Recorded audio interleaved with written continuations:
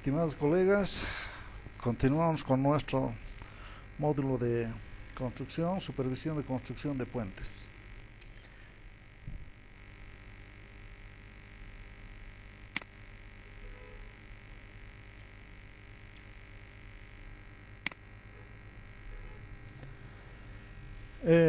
Todas las actividades relativas a la construcción de puentes implica distintos niveles de riesgos. En el texto que les he adjuntado a los documentos que tienen que tomar lectura, hay un texto relativo a la prevención de riesgos en la construcción de puentes. En la medida que vayamos explicando las distintas posibilidades de construir fundaciones, vamos a ir describiendo, haciendo mención a los riesgos que implica cada uno de los tipos de trabajo. No obstante, es muy importante siempre dejar establecido en los documentos de construcción que el personal que ingrese a la construcción de puentes debe contar con su equipo de protección personal.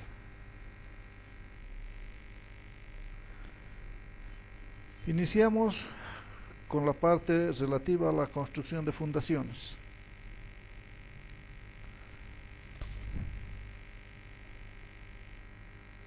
Tenemos en puentes fundaciones directas y las fundaciones profundas.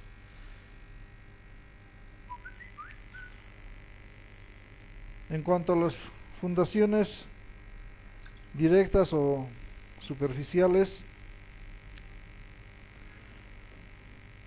me cabe indicarles que antes de iniciar los trabajos es muy conveniente establecer una metodología de construcción. Si el contratista va a seguir la metodología que ha establecido en su propuesta, solamente sería necesaria una ratificación. No obstante, si va a modificar el proceso constructivo, es muy conveniente saber en qué va a consistir. Especialmente es muy necesario conocer la metodología cuando estamos construyendo viaductos en ciudades. Debido a las excavaciones a cielo abierto, es posible que se afecten, digamos, a las construcciones aledañas. Por lo tanto, para ir socializando con los propietarios los trabajos que se van a realizar, es necesario conocer en qué va a consistir la metodología de construcción. Otro asunto que es necesario anticipar, revisando el perfil geotécnico, es si va a haber presencia o no va a haber presencia de agua. Entonces, dependiendo en qué ámbito nos vamos a desenvolver, tenemos que dimensionar el equipo. Tenemos que ver las etapas de excavación, entonces todo relativo a tener un trabajo continuo, digamos, que no tenga interrupciones. Asimismo, es muy necesario conocer el perfil geotécnico. En el perfil geotécnico ustedes van a tener la oportunidad de ver los distintos estratos que vamos a atravesar al realizar la excavación directa, la excavación para fundación directa. En función del tipo de suelo y dónde está el nivel freático, hay que dimensionar el equipo, la metodología también. Se ha dado casos, por ejemplo, en que cuando la zapata tiene que ser fundada en un suelo arenoso, totalmente impermeable, entonces tenemos que delinear una metodología constructiva adecuada. No es fácil contener una arena suelta que esté totalmente saturada. Fijar la cota de fundación. Otro dato muy importante que tiene que haber sido verificado en la etapa de revisión del proyecto. La excavación manual, los últimos 60 centímetros. En las especificaciones por lo general está establecido que los últimos 60 centímetros, si se va a excavar con equipo, los últimos 60 centímetros hay que hacerlo manualmente. ¿Por qué razón? No debemos alterar las propiedades del suelo en la cota de fundación. En algunas especificaciones está indicado que se debe verificar la capacidad portante del suelo. Si no hay presencia de agua, seguramente se va a poder realizar el ensayo SPT para verificar la capacidad portante del suelo. Entonces, en este caso es la supervisión que, tomando conocimiento de los resultados, tiene que emitir el criterio de si se está cumpliendo o no con la capacidad portante del suelo que se requiere para sustentar la estructura. Mi punto de vista en cuanto a las excavaciones que se pudieran hacer en suelos arcillosos es que deberíamos excavar exactamente las dimensiones en planta de la zapata y hormigonar contra la excavación, respetando el recubrimiento de 7 centímetros que establece las especificaciones para hormigonados contra la excavación. Esto con la finalidad de mantener, si quieren, impermeabilizar evitar que penetre el agua desde los niveles superiores hasta la cota de fundación, porque cuando es una arcilla se puede ver modificadas sus propiedades y como consecuencia su capacidad portante. El agotamiento, si la cota de fundación de la zapata está por debajo del nivel freático, hay que mantener el agotamiento hasta que el hormigón haya fraguado, inclusive puede ser necesario hasta restituir el relleno.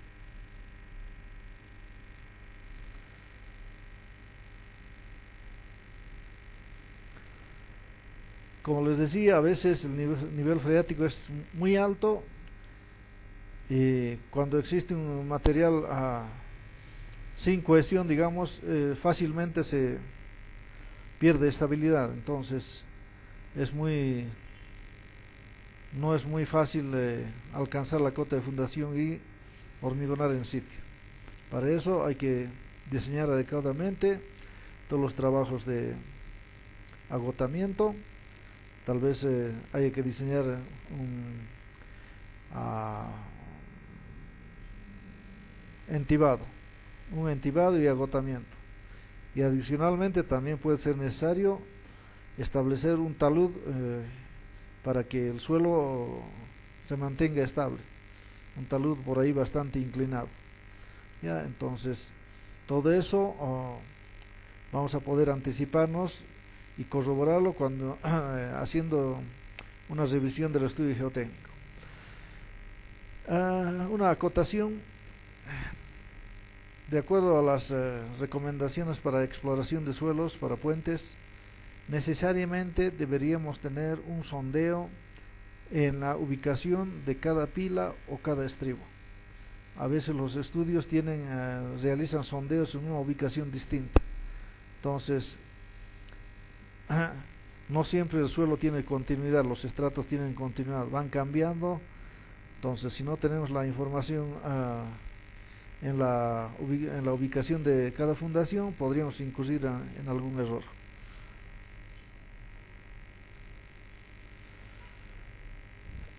A veces los planos que elaboran los consultores no están a detalle como para implementarlos directamente en obra. En muchos casos los planos de armaduras especialmente requieren ser complementados. Para eso mi recomendación es que necesariamente hay que elaborar un plano de taller con carácter previo a la construcción de las fundaciones. Ahí se va a reflejar las dimensiones en planta, en elevación, la posición de cada acero, de tal forma que ya signifique, digamos, un plano has-built, y también sirve para fines de pago. En esta diapositiva que estamos viendo, el contratista ha elaborado un plano para zapata, de tal forma que algunos fierros son fierros de 25 milímetros de diámetro inclusive, son tan cortos que casi son de la longitud de la huella de la planta de mi calzado. Entonces eso no puede suceder. Un fierro 25 necesita una longitud de adherencia mucho mayor. Entonces en ese caso prácticamente consideramos que ha sido muy poca la visión del ingeniero de obra para haber elaborado un plano de este tipo. Entonces, para evitar esos errores, mi recomendación es que hay que hacer un plano de taller para que sea revisado y aprobado por la supervisión y la construcción se haga en base a ese plano aprobado. Bueno, otro tipo de fundaciones que utilizamos con frecuencia en la construcción de puentes son las fundaciones profundas, y de los que más utilizamos en nuestro medio son los pilotes vaciados en sitio, los pilotes hincados y los tubulones. Entre los pilotes vaciados en sitio, la metodología de hormigonado es el mismo para los tres. La diferencia está en la metodología para la perforación del pozo para el pilote.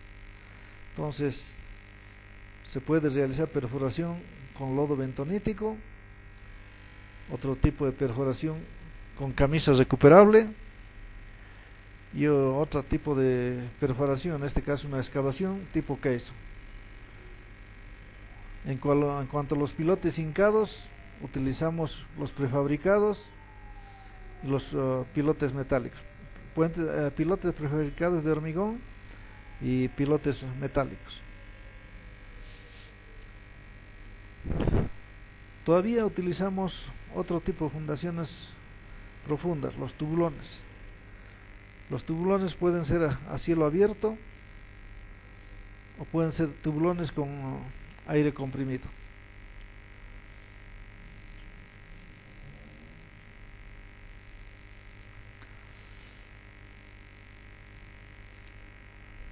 Para los pilotes vaciados en sitio, de manera general, aquí tengo un listadito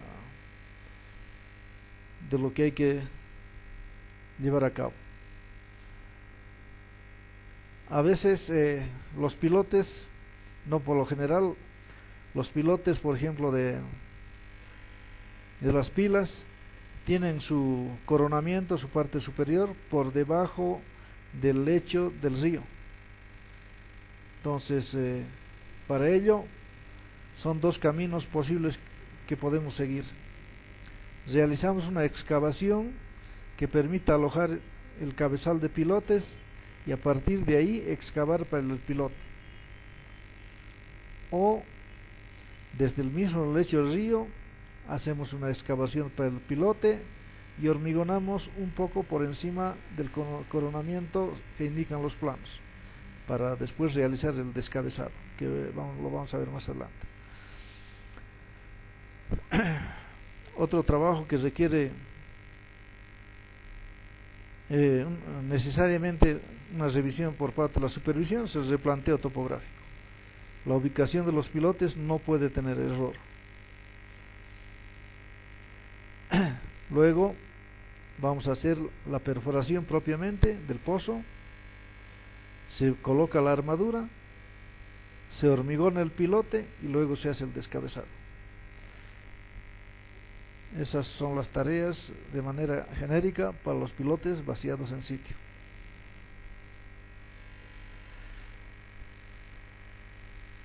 Los pilotes perforados y vaciados en sitio constituyen una de las soluciones clásicas de cimentación a los problemas planteados, bien por baja capacidad portante del terreno o bien por la necesidad de soportar grandes cargas transmitidas por la estructura a cimentar. Entonces está claro por qué usamos pilotes, porque en los estratos superiores no hemos encontrado una capacidad, un suelo con capacidad portante suficiente como para proyectar una fundación directa. En nuestro medio los diámetros más frecuentes de pilotes de hormigón, los que yo he visto son de 60 centímetros hasta 1,20. Entiendo que en el Pilcomayo se ha construido pilotes de 1,40. Las profundidades son variables, son función de la carga que tienen que recibir, del tipo de suelo donde están siendo construidos, etcétera.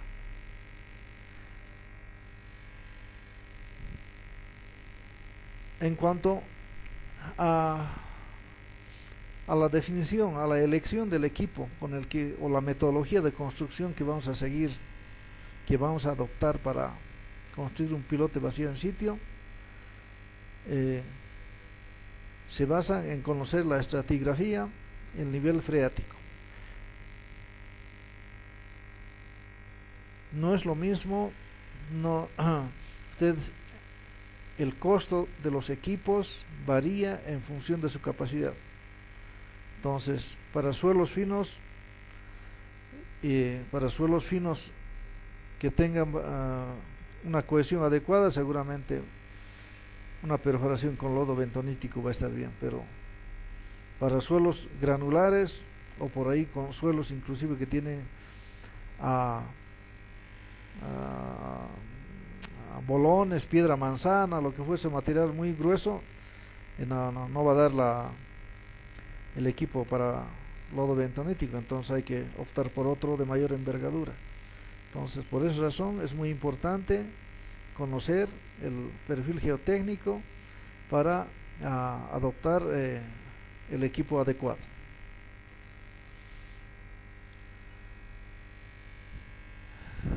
Recomendaciones generales para elegir el método de excavación para pilotes, lo que acabamos de decir. Conocimiento del estudio geotécnico. Tipo de suelos que se atravesará. La profundidad del pilote también es otra información muy importante que debemos conocer, porque no es lo mismo, hay pilotes de 14 metros, 18, en cambio otros llegan tranquilamente a los 24 metros. También es función del diámetro. No es lo mismo perforar para un pilote de 60 centímetros que perforar para uno de 1,40, por mucho que el suelo fuese similar. Entonces necesita más capacidad para mayor diámetro. La cota del nivel freático. Es muy importante conocer el nivel freático para saber, por ejemplo, si es un suelo arenoso, podemos ya anticipar los problemas que vamos a tener atravesando el nivel freático. ¿Ya? Otro aspecto importante que debemos tomar en cuenta, la ubicación del puente. En qué río está, el tiempo de llegada de algún nivel de agua, en qué mes del periodo de estiaje estamos, qué tiempo tenemos. También conocer con bastante aproximación los periodos de estiaje nos permite definir el tipo de equipo que vamos a necesitar, porque los equipos pesados que están montados sobre oruga, por ejemplo, no se puede desalojar cualquier rato del lecho del río si viene una subida de aguas. Entonces esos aspectos son importantes para definir el tipo de equipo. Las construcciones vecinas, bueno, en el campo seguramente no vamos a tener mucho problema, pero si estamos trabajando en ciudad es importante conocer las construcciones vecinas. El plazo de construcción, otro aspecto importante, porque si existe así un trabajo, si existe la necesidad de hacer un trabajo ágil, tenemos que buscar un equipo con el que podamos realizar en el menor tiempo posible. Costos del equipo a emplear, los costos también del alquiler de equipo es un asunto que hay que evaluar para adoptar el mismo. Posibilidades de emplazamiento del equipo de perforación, ya les digo, por ejemplo, podría ser que estamos trabajando en un viaducto cuya pila está en la ladera de un cerro. Entonces, si queremos meter un equipo grande, necesariamente tenemos que hacer un camino de acceso, hacer una plataforma de dimensiones considerables. Todo ello implica un costo que debe ser evaluado adecuadamente. Y imagínense que hubiera restricciones, si tenemos que pasar por propiedades privadas, qué sé yo, todos esos aspectos tenemos que ver. Se puede emplear más de un método constructivo, ningún problema, porque de una ladera de cerro de enfrente puede haber dos tipos de suelo distintos, entonces podríamos utilizar dos métodos constructivos, no ningún problema. En esta diapositiva ustedes, por ejemplo, pueden ver la diferencia de la envergadura del equipo. El de la izquierda es uno montado sobre orugas. Con este equipo tranquilamente podemos alcanzar, yo creo, los 30 metros de profundidad de pilote sin ningún problema. En cambio, el equipo de la derecha ha sido diseñado, digamos, para utilizar con lodo bentonítico, un equipo de mucha menor capacidad que el de la izquierda. En función de la capacidad del equipo también está el tiempo que va a llevar la perforación de un pozo. En alguno de esos puentes, por ejemplo, con ese equipo chico se ha tardado como 7 días en perforar un pilote. Entonces viene el equipo grande, en 6 horas ya estaba despachado el pozo para un pilote similar. Entonces hay que hacer una evaluación adecuada de qué es lo que necesitamos, cuánto cuesta, etcétera. Excavación para pilotes vacías de sitio con lodo bentonítico. Este método de excavación está bastante difundido en nuestro país.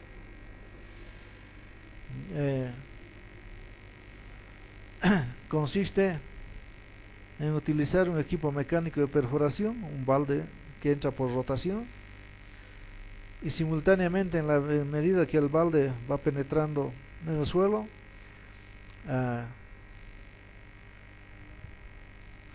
en este caso, por ejemplo, se envía el lodo bentonítico hasta la parte superior de esta torre. Entonces, por el mástil de perforación, si quieren, va ingresando hacia el pozo. Ese lodo se recupera en un pozo aledaño, donde va decantando todo el material granular que va recogiendo durante la perforación. Luego de ese pozo se lleva a un otro donde está el lodo más purificado, si quieren, para que sea reciclado nuevamente. Una recomendación es que en la parte superior del pozo coloquen una camisa metálica con la finalidad de evitar que se desmorone la parte superior del pozo, debido a que estamos apoyando equipo muy próximo, por cualquier otra eventualidad. Entonces, esa recomendación.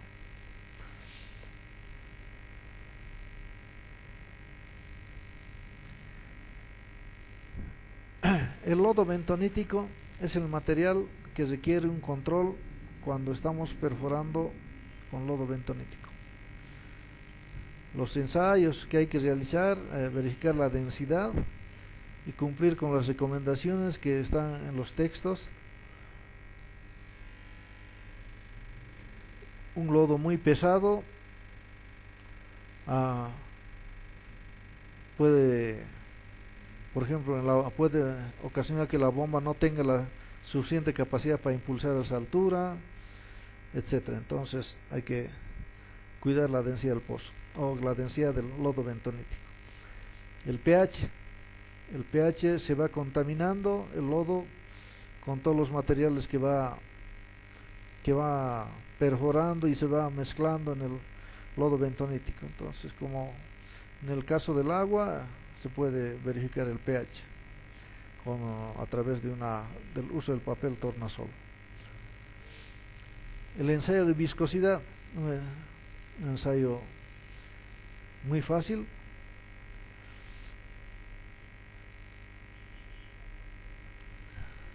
Tiene el lodo bentonito debería tener la capacidad de mantener la estabilidad del pozo, que no se desmorone. A veces atravesamos lentes de suelo granular, entonces debería mantener la estabilidad. No podría ser que se desmorone una parte del lente material granular, entonces podríamos ocasionar que todo el entorno vaya a hundirse, cualquier cosa. Entonces, por esa razón que periódicamente hay que ir verificando la viscosidad. El ensayo más importante yo considero que es el contenido de arena. El contenido de arena especialmente se debe verificar inmediatamente antes de colocar la armadura en el pozo, una vez que se haya alcanzado la cota. Existen limitaciones para el contenido de arena en las especificaciones técnicas.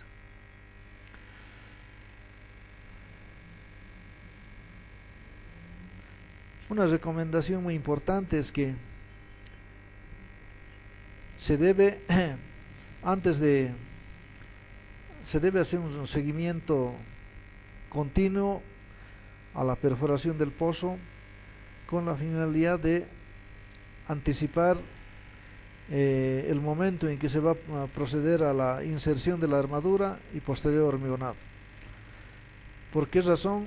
Si dejamos mucho tiempo quieto el lodo bentonítico, va a ir decantando y corremos el riesgo de que el pozo, por un lado, que pueda desmoronarse, y segundo, en la parte baja va a quedar mucha bentonita, va a ser y podría quedar adherido, digamos, al acero, de tal forma que luego no haya una adherencia adecuada entre hormigón y acero. Entonces hay que estar listos.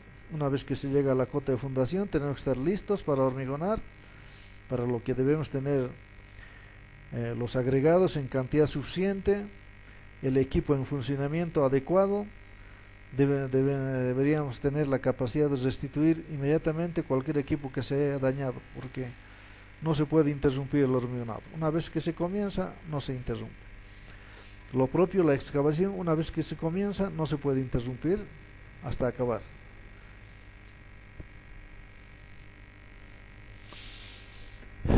En la norma brasilera está indicado, digamos, los parámetros para el control de la bentonita. En esta diapositiva estamos mostrando el descabezado de los pilotes. En este caso ha sido unos pilotes que han sido perforados desde el lecho del río, han hormigonado por encima del coronamiento de la parte superior del pilote. Lógicamente que cuando se ha hecho la excavación para el cabezal, ha quedado sobrando pilote hacia arriba. Entonces están en la tarea de picado y quitar todo lo que está de más.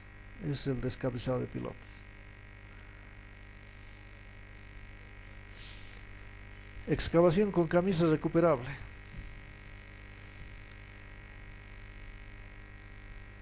Este método de excavación utilizamos especialmente en los lugares,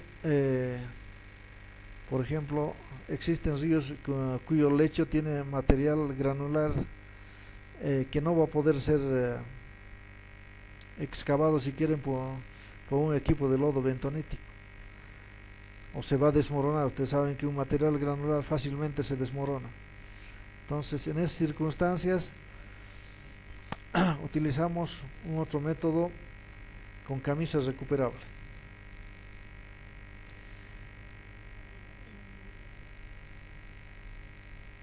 Bueno, inicialmente hay que replantear la ubicación correcta de cada uno de los pilotes. Eh, lo primero que se hace es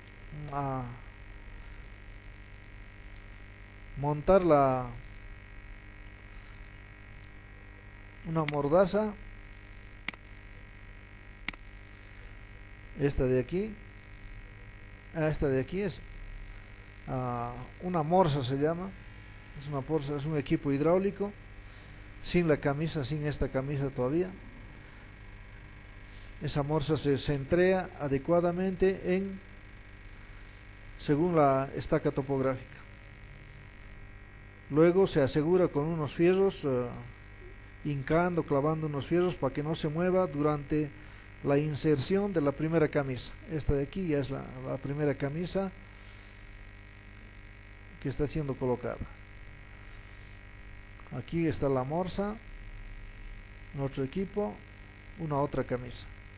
Entonces, una vez que se ha insertado esa camisa, la morsa genera un movimiento de rotación a la camisa cilíndrica. Lo va rotando de izquierda a derecha, lo va moviendo de izquierda a derecha. No hace giro completo, hace giro parcial y regresa. En la medida que va haciendo ese giro parcial, también va hundiendo la camisa en el suelo. Va hundiendo la camisa en el suelo. Llega un momento en que el equipo ya no lo puede hundir más. Hay manómetros, todo para controlar la presión. Entonces en ese momento se para el hundimiento si quieren de la camisa, y por en medio se va colocando esta almeja. Se va con una grúa, se levanta de la almeja y se coloca por en medio de la camisa. Al bajar va con la mandíbula abierta, así como se la ve. Cuando estamos en la operación de subir, se cierran las almejas y va extrayendo el suelo. Entonces ese trabajo es el que se muestra en esta diapositiva. Van hundiendo la camisa, paran cuando ya hay suficiente resistencia en el suelo contra la camisa, meten la almeja, van extrayendo el suelo. Este trabajo continúa hasta alcanzar la cota de fundación. Inmediatamente, cuando hayamos alcanzado la cota de fundación, insertamos el canastillo y hormigonamos con el método Tremia, que lo vamos a explicar más adelante. Una vez hormigonado, se retira la camisa. La camisa se va retirando por segmentos. En este caso parecería que está sacando todo de una vez. No. Tiene juntas, la camisa tiene juntas cada 4 metros más o menos. Hay que ir desmontando cada 4 metros, ir sacando, extrayendo la camisa. Finalmente queda un pilote hormigonado cuya perforación fue con camisa recuperable.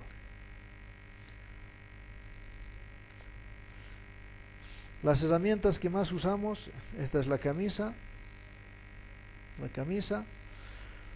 Utilizamos este balde de perforación cuando el suelo es fino o de granulometría menor, digamos. Entonces utilizamos este balde para ir perforando. Cuando el suelo presenta bolones, material bastante resistente por el que no pueda penetrar la camisa, entonces utilizamos la almeja. La almeja la soltamos desde arriba, por el peso propio, la altura y gravedad, va quebrando, va rompiendo todas las rocas que pudiera encontrar a su paso, los bolones mayores, digamos, ¿no? Entonces, lo que sí, ustedes comprenderán que con este método, por ejemplo, perturbamos bastante el suelo. Cada caída de almeja va a hacer que el suelo circundante se vaya soltando, o se vaya modificando por lo menos, ¿no?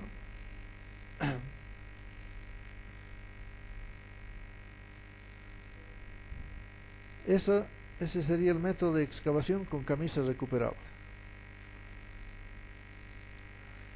Existe otro método de excavación para fundaciones profundas.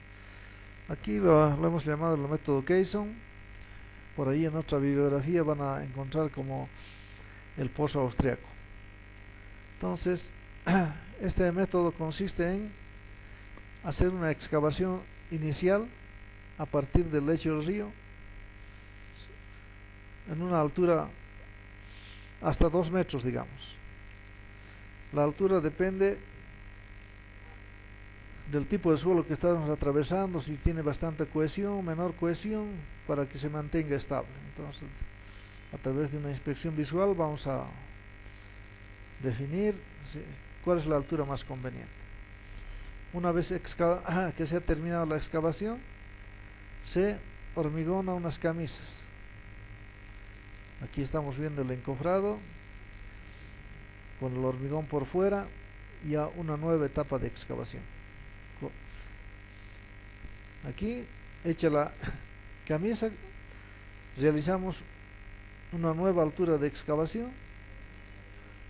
Nuevamente hormigonamos y continuamos con la excavación. De esta forma es posible construir, excavar pozos para pilotes. Este método de excavación tiene limitaciones. A ver, permite verificar el suelo durante y en la cota de fundación. Este tipo de excavación, en la medida que se vaya atravesando, profundizando la excavación, se puede realizar observaciones directas al suelo que estamos excavando. Podemos sacar muestras del suelo que estamos excavando, y cuando llegamos a la cota de fundación podemos inclusive obtener muestras inalteradas para realizar los ensayos en laboratorio. Tiene una desventaja. Cuando existe mucho flujo de agua subterránea, dificulta el trabajo de excavación. Inclusive puede llegar a ser imposible continuar con la excavación. Entonces, tiene sus limitaciones en cuanto al caudal de agua que puede ingresar al pozo que se está excavando. La excavación se realiza por medios manuales. Directamente, como en esa diapositiva, lo que se utiliza es cuerda y balde. El hombre que está abajo tiene su pala y picota. El avance es lento. No obstante, como se ve en la diapositiva izquierda de abajo, nos permite extraer piedras, inclusive grandes. Inclusive hay piedras más grandes que esta. A veces se parte picándolos y siempre es posible continuar con la excavación. Es posible, nos permite realizar un control de la verticalidad del pilote en cada módulo. En cambio, en los otros dos métodos, en el de lodo bentonítico y el de camisa recuperable, la verticalidad se controla, pero con una precisión mucho menor que este método. Nos permite verificar el diámetro en cada módulo. Antes de proceder al hormigonado de la camisa, tenemos que verificar el diámetro. Lo que les decía, no es recomendable cuando existe un flujo importante de agua. La presencia de agua disminuye considerablemente el rendimiento de la excavación. Así es.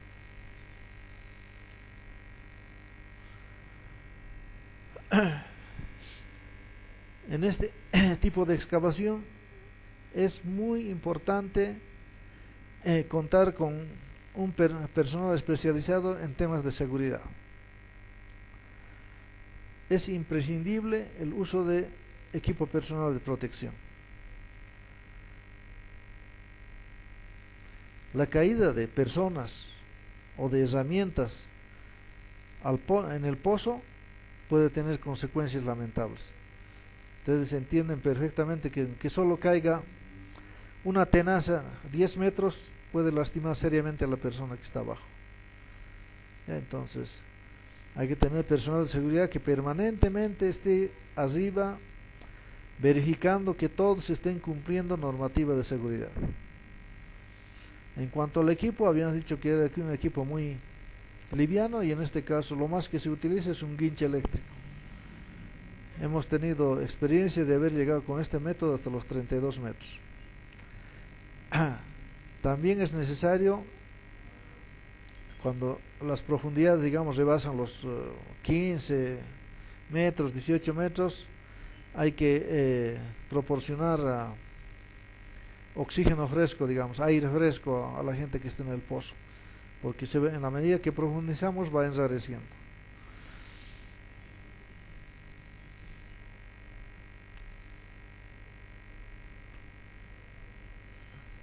Aquí de la bibliografía especializada he obtenido unos gráficos que muestran la construcción de pilotes con equipo mecánico, y que permite ensanchar la base, digamos, ¿no? Ensanchar la punta. Entiendo que en Bolivia existe algún equipo parecido, pero me limito a indicarles que existe esta posibilidad. No he manejado este equipo todavía, no he tenido oportunidad de ver.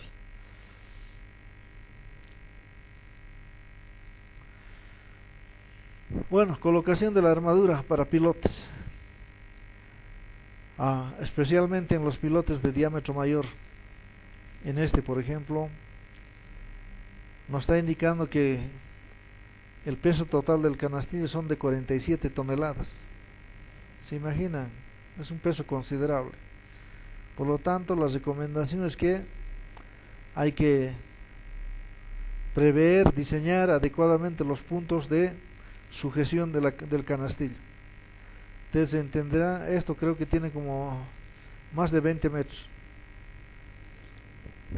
Más de 20 metros tiene este canastillo, y ustedes entienden que no existe barra de acero de 20 metros, necesariamente van a tener que empalmar en algún lugar. Esos empalmes también deben garantizarse para que los canastillos no se vayan desprendiendo.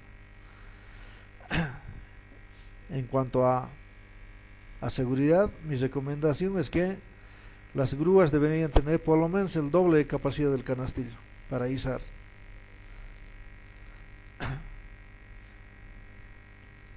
Hay que prever los elementos que van a guardar la separación entre la camisa o el pozo y el acero, que finalmente va a ser el recubrimiento. En este caso de este tipo de canastillos utilizamos unas rueditas de hormigón fabricadas ahí en obra para que puedan garantizar el recubrimiento. En esta diapositiva estamos viendo varias rueditas colocadas en los estribos. Los pilotes hincados. Los pilotes hincados han sido, digamos, los primeros tipos de fundación profunda que hemos utilizado en Bolivia, porque los pilotes perforados son de reciente data, digamos 30 años atrás, pero antes de ello hemos utilizado pilotes hincados. Los pilotes que más hemos utilizado son los pilotes de hormigón armado. Los de pretensado es posible que haya utilizado, yo no lo vi. Pilotes metálicos sí, pilotes de madera también. El equipo necesario: grúas, camión, y lo más importante, el martinete. El martinete tiene que venir calibrado en función del peso del pilote, del diámetro y peso del pilote que vamos a hincar, y lógicamente el tipo de suelo también. Las ventajas pilote hincado. Se puede hincar pilotes inclinados. En los estribos ustedes saben que existe una solicitación importante de fuerza horizontal para contrarrestar, entonces se puede hincar pilotes inclinados. El tiempo de ejecución es menor, es muy rápido, ¿no? Cada día puedes hincar por lo menos 2 pilotes, así que es rápido. Las desventajas ocasiona levantamientos del suelo, porque al hincar un pilote de hormigón vas desplazando una masa de suelo, digamos, ¿no? Entonces eso ocasiona un levantamiento. En el área urbana podría ser motivo de cuestionamiento, porque ocasiona mucho ruido, está claro. La gente que trabaja con este tipo de hincado, por ejemplo, tiene que usar con carácter obligatorio gafas y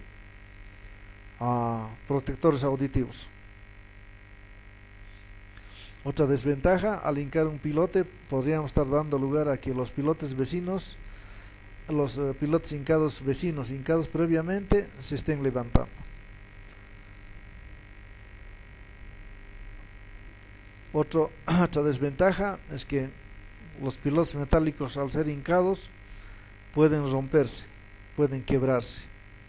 Entonces, para ello tiene que haber gente de experiencia que vaya haciendo un control adecuado del número de golpes y la profundidad que está penetrando, y sepa exactamente si es que hubo una rotura de pilotes. Corrosión sobre pilotes metálicos. La capacidad de los pilotes hincados es mucho menor a los pilotes vaciados en sitio. ¿Se entiende? Lo más que yo he visto, he trabajado, es hincar pilotes de 40 por 40, pilotes cuadrados, no más que eso. Entonces bien, entienden que el perímetro de un pilote 40 por 40 y el área de la punta es mucho menor a un pilote de 1.20. Entonces automáticamente se comprende que la capacidad es mucho menor. Otra desventaja podría ser, por ejemplo, la longitud del pilote. De los que yo he visto, hemos hincado pilotes de 10, 12 metros. Entonces, mucho más allá no hemos hincado, ¿no? Esa podría ser una limitante, por ejemplo, en un puente, para el tema de la erosión o de la socavación.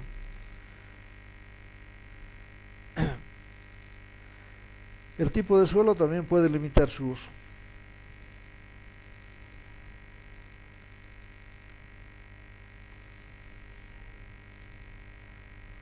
Hasta ahí hemos visto los tipos de pilote más frecuentes que utilizamos en la construcción de puentes.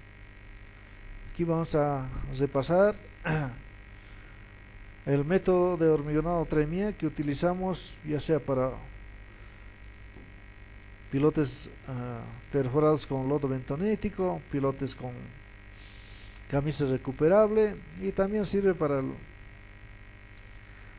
pilote que ha sido excavado por el método Case.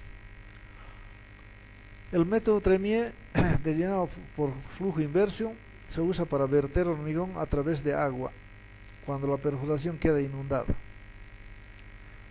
El hormigón se carga por tolva o es bombeado en forma continua dentro de una tubería llamada Tremie, deslizándose hacia el fondo y desplazando el agua e impurezas hacia la superficie.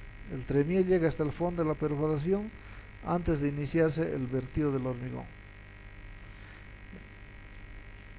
Al principio se debe elevar algunos centímetros para iniciar el flujo del hormigón y asegurar un buen contacto entre el hormigón y el fondo de la perforación. A ver, iremos directamente a la explicación. Hemos terminado de excavar el pozo con lodo, con camisa, lo que fuese. Aquí no se ve, pero tiene que estar ya inserto también el canastillo. Por el medio del canastillo insertamos un tubo un tubo yo les recomiendo que sea tubo de acero inoxidable. Si el pozo tiene 20 metros, no van a colocar ustedes un tubo de 20 metros directamente. Hay que lograr empalmes con rosca, digamos, en el tubo.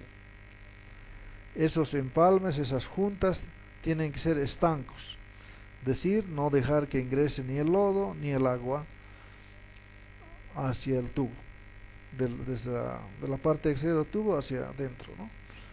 Entonces insertamos el tubo y antes de echar el hormigón, lo que tenemos que hacer es colocar aquí una esfera de goma, una pelota de goma si quieren. Está en la boca, entre el embudo y el tubo está la pelota, y comenzamos a enviar hormigón de manera continua, como dice ahí el texto. ¿Cuál es la finalidad de esa bolita? Esa bolita va a quedar atrapada en algún momento entre el agua y el hormigón, lo van a aplastar. Seguimos cargando hormigón, va a ir bajando, va a ir empujando al lodo y el agua, expulsando del tubo. En algún momento se va a soltar y el tubo va a quedar lleno de hormigón y va a empezar a desplazar al lodo o al agua, va a empezar a subir por la parte exterior del tubo tremia, va a empezar a subir. Entonces esa bolita tiene la finalidad de evitar que el hormigón que va cayendo por el tubo evita que entre en contacto con el agua o con el lodo bentonítico. La primera porción de hormigón, si no hubiese la bolita, se va a alterar la relación agua-cemento, va a absorber más agua, se va a mezclar con más agua o con más lodo. Eso va a dar lugar a que el hormigón se vaya segregando en la medida que va descendiendo. Entonces, lo primero que va a llegar al fondo del tubo son las piedritas, las gravas, todo el agregado grueso va a empezar a caer primero, y el cemento va a ir cayendo a continuación, de a poco, porque se ha segregado. Entonces, esas piedritas que se han anticipado en caer al fondo van a formar un cono, aquí, un cono, y va a quedar todavía en la parte del tubo. Va a evitar, va a formar un tapón que los siguientes envíos de hormigón, pese a la altura, no lo van a poder desbloquear. El hormigón ya no va a entrar más, se va a llenar el tubo y va a salir por aquí, va a aparecer, no va a salir, va a aparecer, no va a ingresar más. Por mucho que uno levante el tubo, lo sacuda, es difícil que quede desbloqueado ese agregado grueso que ha quedado aquí como pistón. Entonces, para desbloquear necesariamente hay que desmontar todo el tubo, limpiar arriba a golpe, qué sé yo. Entonces es una interrupción de trabajo perjudicial. Recién vamos a poder retomar, volver a meter el tubo, la bolita y el hormigón. En este caso, si hemos hecho esa interrupción, si hemos sacado el tubo del hormigón, hemos permitido que este agua regrese aquí, y el agua o el lodo regrese en medio, va a contaminar nuevamente. Entonces, para evitar eso, la bolita.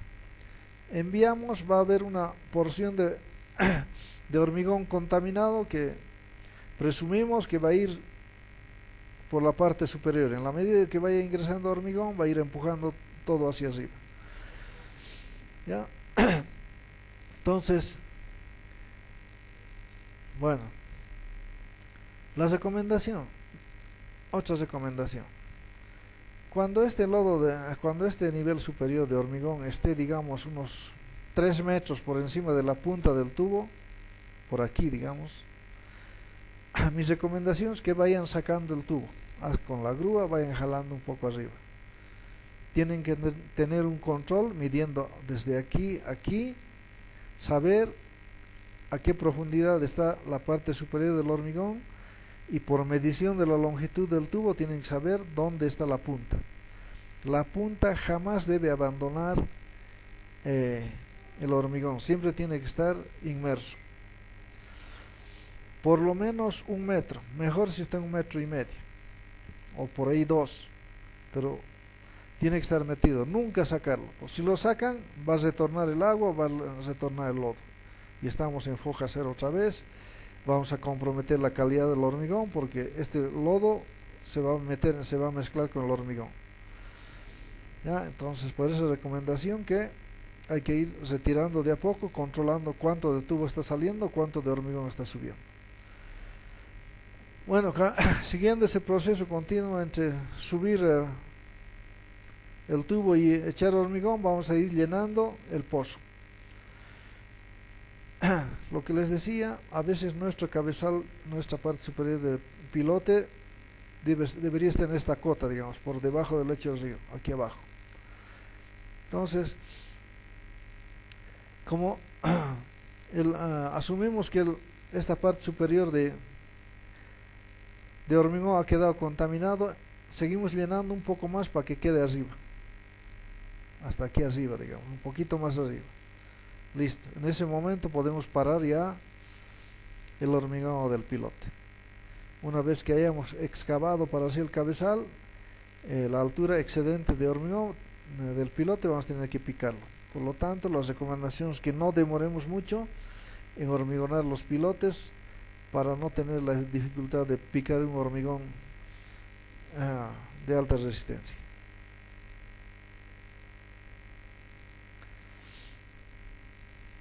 Aquí otro gráfico en el que se está mostrando el pozo ya ha sido excavado.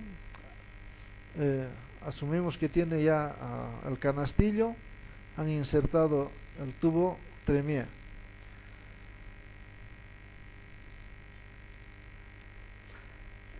Está ingresando por el tubo, por el embudo y el tubo Tremier el hormigón. Aquí en la punta ya han dibujado el equivalente a la bolita de goma, ¿no? Entonces aquí está empezando a llenar el pozo, el hormigón, y a su vez está saliendo el lodo o el agua desplazada. Como ven aquí, han ido suspendiendo, extrayendo parte del tubo en la medida que han ido subiendo el hormigón. Según esta diapositiva, la altura mínima son de 3 metros. Aquí ya estamos viendo la parte final del hormigonado. Una otra recomendación es que el embudo debería estar bastante arriba como para tener la presión suficiente y expulsar por aquí. Si el embudo está aquí muy cerca, no va a lograr expulsar el hormigón.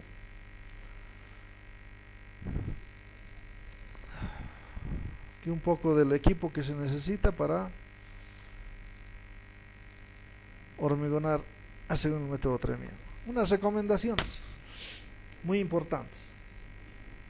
El hormigón fresco, el hormigón para hormigonar pilotes, debería tener un asentamiento de 18 a 24 centímetros. Yo les recomiendo que no tenga menor a 20, entre 20 y 24, y mantener ese asentamiento durante todo el hormigonado. No podemos permitir que descargue un hormigón con un menor asentamiento. Se va a trancar, se va a taponar, interrumpimos el hormigonado y vamos a estar en problemas. La altura mínima de tubo embebido en el hormigón, aquí yo digo 1.5, también la otra recomendación decía 3 metros. Bien, 2 metros. Algo muy importante, el tamaño máximo de agregado tiene que estar entre 3/4 a 1 pulgada.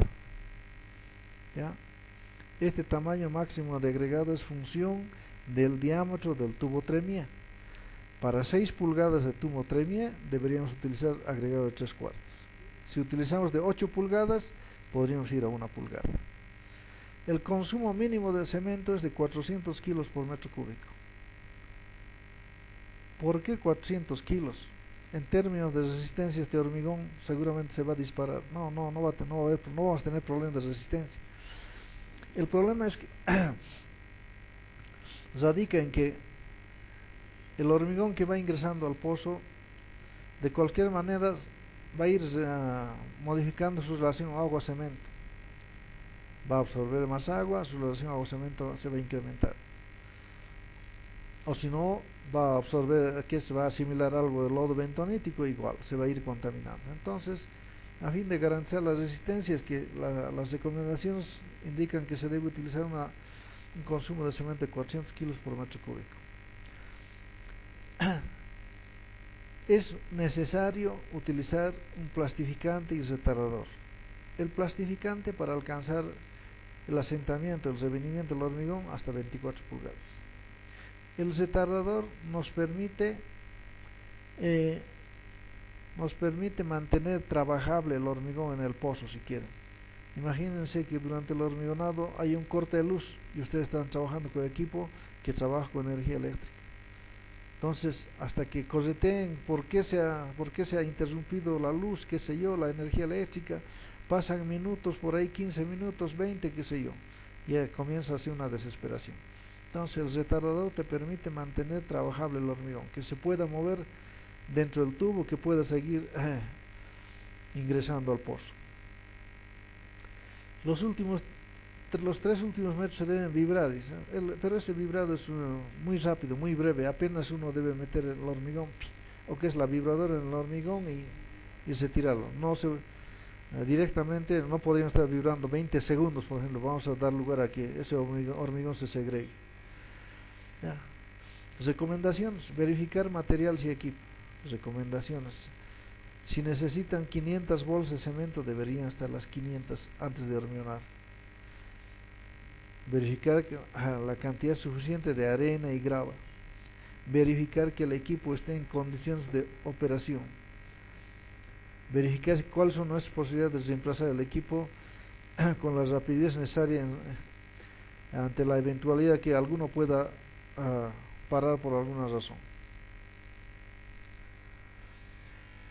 Bueno, hasta aquí hemos explicado lo que concierne a la construcción de pilotes. Gracias, continuamos en la siguiente parte.